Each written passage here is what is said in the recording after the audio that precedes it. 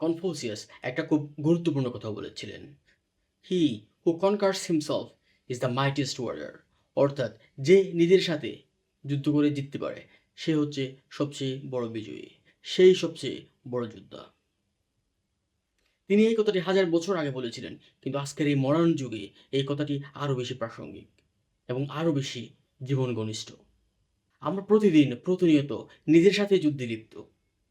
সকালে ঘুম থেকে ইচ্ছে করে না, সকালে ঘুম থেকে উঠলে গোসল করতে ইচ্ছে করে না, জিমে যেতে ইচ্ছে করে না, আরও শুয়ে থাকতে ইচ্ছে করে, হাত থেকে মোবাইল রাখতেই পারে না। এভাবে আমরা প্রতিনিয়ত, প্রতিদিন, প্রতিক্ষণ নিজের সাথে যুদ্ধ করছি। আর এই প্রতিটি যুদ্ধে আমরা নিজের প্রতিপক্ষ নিজেই। সামরিক ইতিহাসে সবচেয়ে সাহসী যোদ্ধাদের কথা লেখা থাকে, কিন্তু যেই ব্যক্তি প্রতিদিন নিজেই নিজের সাথে যুদ্ধ করছে তার কথা কোথাও লিপি থাকে না। আমরা প্রতিদিন অলসতার বিরুদ্ধে, ভয়ের বিরুদ্ধে, নিজের রাগের বিরুদ্ধে, নিজের ক্ষোভের বিরুদ্ধে, নিজের চাওয়া পাওয়ার বিরুদ্ধে, নিজের চাহিদার বিরুদ্ধে যুদ্ধ করছি। এবং আমরা প্রত্যেকটা ব্যক্তি আসলে এক একজন অসাধারণ যোদ্ধা।